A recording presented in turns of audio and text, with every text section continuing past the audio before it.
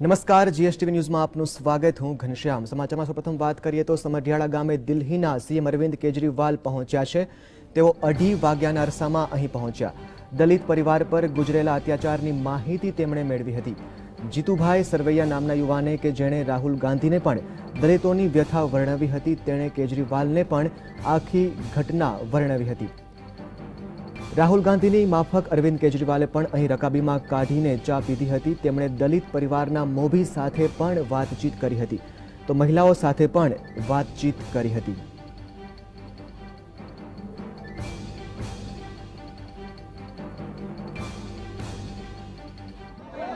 चार लड़कों को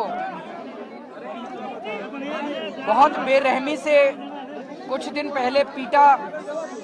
वो इसलिए पीटा क्योंकि वो मरी हुई गाय का चमड़ा निकाल रहे थे। ये इनका पुश्तैनी काम है। इनके दादा परदादा भी यही करते आ रहे थे और ये भी बता रहे थे ये इनकी बेटी है। ये बेटी एनएम का कोर्स कर रही थी, नर्सिंग का। सेकंड ईयर के बाद इसके पास पैसे नहीं थे अपना भरने के एग्जाम के लिए। इन्होंने 50,000 रुपए का इसी बात का लोन लिया था कि मैं चमड़े का काम करके लौटा दूंगा, और तब जाके इसकी पढ़ाई पूरी हुई। अब अगर चमड़े का काम वो नहीं करेंगे जो कि पुश्तैनी काम करते आ रहे हैं, तो ये हम इनका घर देख रहे हैं, ये कैसे अपना पालन पोषण करेंगे, कैसे आगे अपना काम चलाएंगे। अब इनका काम बंद हो गया। हमने देखा कि किस तरह से वो लोग उसको पीटते हुए ऊना में थाने में ले गए और थाने में ले जाके उनको बहुत बुरी तरह से पीटा। जो डंडे इस्तेमाल किए गए वो डंडे पुलिस के डंडे थे। इससे ये साफ जाहिर है कि इस पूरे मामले के अंदर पुलिस मिली हुई थी। पुलिस कैसे मिली हुई थी? पुलिस तभी मिली हुई हो सकती है जब ऊपर से संकेत है, ऊपर के लोग मिले हुए हैं। मैं अभी उन लड़कों से भी मिलके आ रहा हूँ सिविल हॉस्पिटल में, आप लोग जानते हैं। उन्होंने बताया कि वो शिवसेना के लोग थे और ये अकेला इंसिडेंट नहीं है, इस तरह के कई इंसिडेंट हो चुके हैं।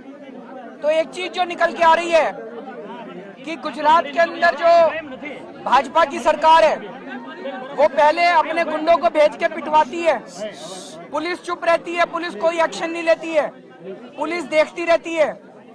और उसके बाद जब पूरा दलित समाज आवाज उठाता है उसके खिलाफ, तो उनके ऊपर फिर दलित समाज के ऊपर जो आंदोलन करते हैं उनके ऊपर डंडे चलाते हैं और उनके ऊपर झूठे केस करते हैं। अभी मैं और भी कई लोगों से मिला जिनके ऊपर झूठे केस किए हुए हैं और झूठे केस कर करके उनको जेल में डाल देते हैं। मेरी ये मांग है, अभी तक केवल 20 लोग, कम से कम 40 से 50 लोग हैं जो इसमें शामिल हैं और उनके वीडियो है, उनकी फोटो है, लेकिन अभी केवल 16 या 17 लोग गिरफ्तार हुए हैं। सबसे पहले उन सब लोगों को गिरफ्तार किया जाए जो 40-50 लोग हैं। ऐसा क्यों है कि बाकी लोग गिरफ्तार नहीं हो रहे, इतने दिन हो गए हैं? इससे ये साफ जाहिर है कि सरकार अपने भाजपा के गुंडों को बचाने की कोशिश कर रही है। दूसरी चीज, एक ये शक है जैसे ये और एक और इनके यहाँ पे इतने सारे इंसिडेंट्स हो चुके हैं दलितों के ऊपर, इतने सारे पिछले कई सालों में इतने अत्याचार के इंसिडेंट हो चुके हैं, लेकिन किसी को कुछ नहीं होता, सारे छूट जाते हैं, किसी को जेल नहीं होती है। तो हमारी एक बारी दिखाने के लिए पकड़ लेंगे। अब इन 16 लोगों को पकड़ लिया दिखाने के लिए, क्योंकि आप सारे लोगों के कैमरे आए हुए हैं, लेकिन जैसे ही आप लोगों के कैमरे चले जाएंगे उसके बाद उनको बेल मिल जाएगी, उनको छोड़ देंगे, उनको केस कमजोर कर देंगे। ये नहीं होना चाहिए। 40 के 40-50 लोग जो हैं उनको पकड़ा जाए, उनको ऐसी सजा दी जाए, ऐसी सजा दी जाए कि अगर भविष्य में कोई करे तो उसकी रूह कांप उठे, उसकी आत्मा कांप उठे, अगर भविष्य में कोई करता है।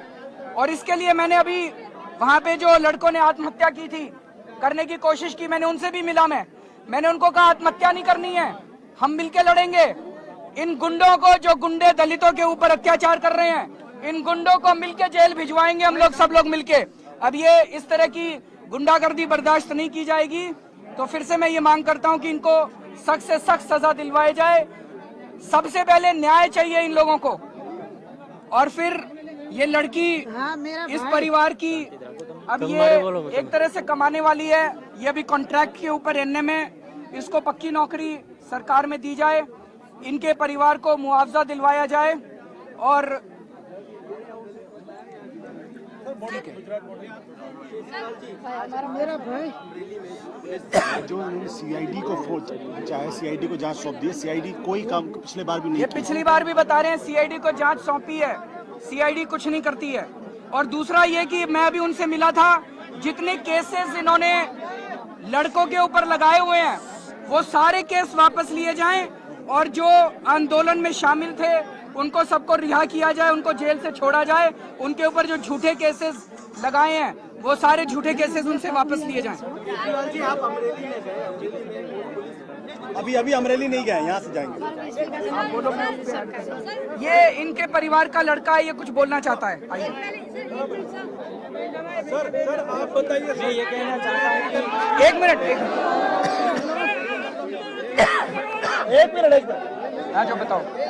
मैं सर ये कहना चाह रहा हूँ कि हम पढ़ना चाहते हैं, हम भी आगे बढ़ना चाहते हैं। हमारे जो फैमिली मेंबर्स हैं तो दिल्ली